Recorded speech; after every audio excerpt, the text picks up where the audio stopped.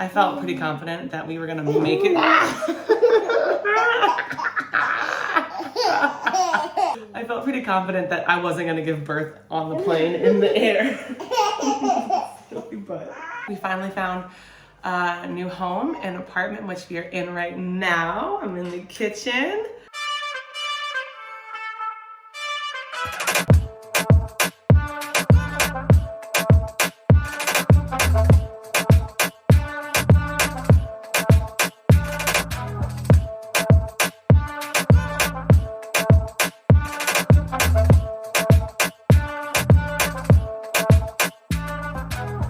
Life update, it's Damiana here. So, we moved to Turkey for the rest of the basketball season. Came out of nowhere. We've been here for 2 weeks. It's been an adjustment for everybody. Like, it's wild. I was settling into my house and just like, okay, we're getting ready, nesting like crazy. We're getting ready for this birth. I was 36 and a half weeks. And then we got this opportunity to come over here to Turkey. So we just jumped on board and we flew out and we got to Turkey. We're in Istanbul. Reunited with Daddy. Yeah, we got to finally be under the same roof as my husband. We've been trying to get out. And then you united with sister. Yes, we've been trying to get overseas all season. We got the call that we could enter into Turkey. We was in Lithuania, switched teams. Turkey.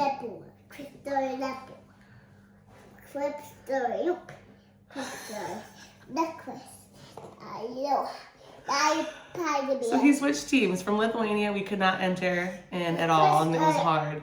And then he switched his team to Turkey, and so we could get in that way. It was super easy. We just needed a negative COVID test, and the team took care of visas and all that stuff too. But so he literally signed his contract. That same day we went to get our tests.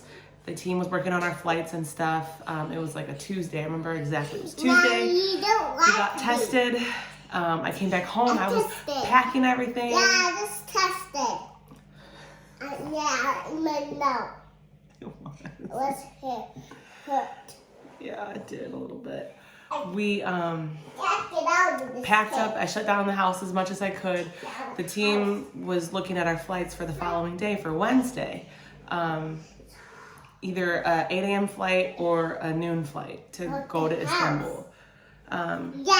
So I was just like, all right, we're just gonna do this. Packing up everything, and then finally, it was like nighttime, you know, like I'm still packing because life still was going on. It's hard to pack with 2 and 3 year old taking stuff out of your suitcase, but no ticket in sight.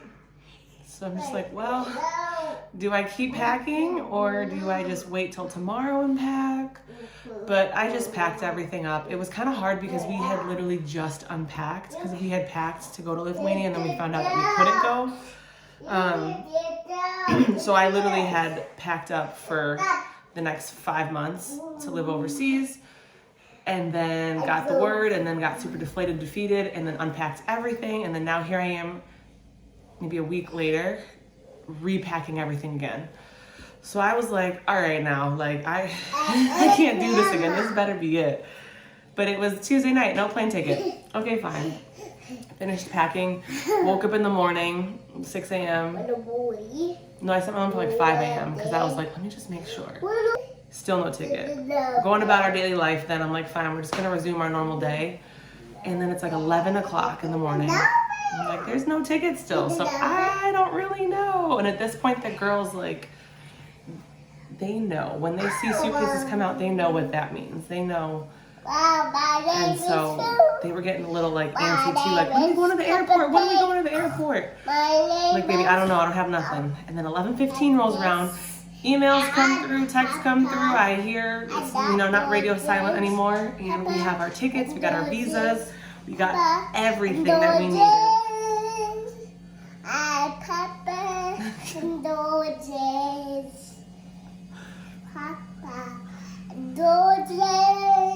beautiful singing voice. So So it's 11:15. We got our plane tickets. Guess what time our flight's at? it's 3. someone. So I'm like, I said 3. 3? That's like 4 hours to get to the airport, right? And I'm like, well, I still gotta like pack food because we got like a 15-hour trek journey. Yeah, so we have 4 hours to get to the airport. And because the team bought the tickets so late in the like we're vegan, so we have like dietary restrictions or whatever, we would request special meals. We can't do that. So I'm like, what are we gonna do for food? So I'm like looking through my bare fridge that has nothing in there already because I was shutting down my house to leave, and my pantry. But I'm like, well, we'll figure out something for food. And then you just make sure everything is shut down. But anyways, I was ripping and running. Luckily we were packed and like so suitcases were fine. I love you.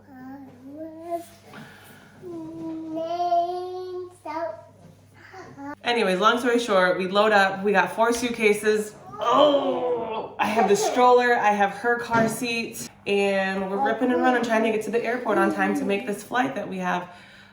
Took me about an hour to get out of the house. I had 3 hours to get to the airport, get checked in and settled and all that stuff. So, I mean, pretty smooth flight. We flew to Houston, and from Houston flew to Istanbul. And so it was a pretty great experience, honestly. Not gonna lie, it was pretty great. It was pretty risque though, because I did fly past 36 weeks. But I also like, I know my body and trust my body, and I knew nothing was about to pop off.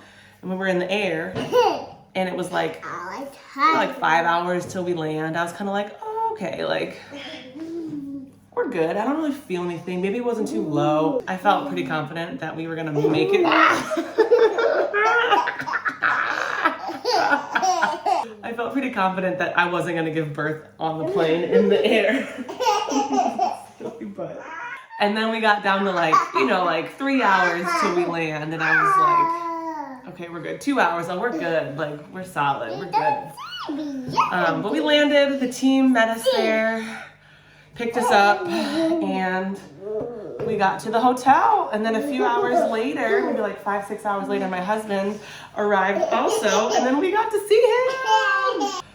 So yeah, we made it to Istanbul, and I was 36 and a half weeks pregnant. We were in a hotel for a week. It was hard. I mean, a great hotel. I mean, we had a lot of space and everything like that. Team definitely hooked it up for us, but just being in the hotel and not being able to get out too much. It wasn't in a good location to like walk. It wasn't not like a walking area in Istanbul at all. So that was hard, and I didn't like unpack. I brought like a few little toys or materials, but I didn't unpack them because we were in a hotel and like they had already lost something. Like we had a little fish with the letters on it, and they already had like lost 2 letters. So I'm just like, I'm not pulling anything else out. I'm not. So it was just hard for us to just be in the hotel suite, just like with the 2 little conjoined rooms together and the lobby and walking around. But it's okay. We made it through a week. We finally found a new home, an apartment, which we are in right now. I'm in the kitchen, which was cool too. So like one day after practice, Maurice, we met him here. The team picked us up from the hotel, and then we had all our stuff here, the suitcases, and then we moved in. It was just like, all right, let's just unpack everything, get it out of the suitcase. I mean, we just had 4 suitcases. It wasn't like a whole big unpacking, but it was hard. It's always hard moving into a new place overseas because they're like always pre-furnished usually, and someone has lived here before you, and more than likely 99% of the time they leave stuff here too. So like moving in on top of somebody else's stuff, just like can't stand it. So I'm, like I said, I might be a little OCD on this one, but like I have to literally wipe down every surface, wipe in the cabinets, inside the drawers. Like I have to like just clean before I can really put my stuff in and unpack. even though they claimed that they cleaned it beforehand, like I went and I'm just like, it's just dusty in here, or like it's not to my level of clean. Or like, you know, like you make your own mess, like you can kind of sit in your mess a little bit. Not that I'm messy or dirty, but it's just different when it's someone else's mess than yours. So did that to the whole entire apartment and everything, and unpacked, kind of powered through it. And like it was 10 o'clock at night when we got here because practice was in the evening, and by the time you know, he got done with shower and treatment and all that good stuff, it was late. And we had the girls up too, so it was like we just got to get their room, you know, situated enough to where they can sleep comfortably, get out their pajamas, get them ready for bed, put them down, and then unpack everything. So it's been hard getting adjusted to the time change too. I don't know how many hours. I feel like it's like 12 hours or something maybe difference. It's significant. So that's just like the hard part about overseas living, is like it's hard to make your home comfortable. It's hard to make your new apartment homey when it's pre-furnished and pre-lived in and pre-loaded up for you too. You know, like, which is also nice too sometimes because you do have things that you don't have to go out and buy, like vacuum cleaners or like cleaning supplies or dishes in the kitchen and pots and pans and things like that. But then other times it's like you got to go buy those things too because what they have here is just not it, or they don't have anything here, or they have a random drawer in the kitchen of a clock. Like, what is this? You know, I'm pretty sure there's some like random stuff in here too, like random. So just that type of thing bothers me, but we're making it home and we're making it work, and I'm so glad. So yes, it's been tough adjusting to everything with the time change, and then with both of the girls. They just miss home. They miss their space. They miss their friends.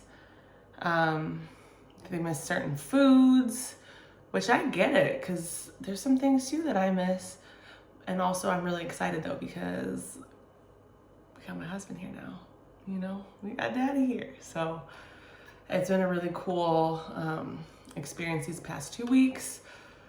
We got this dope apartment. We can see the water. It's a really great community. It's really cute. Everything is within walking distance.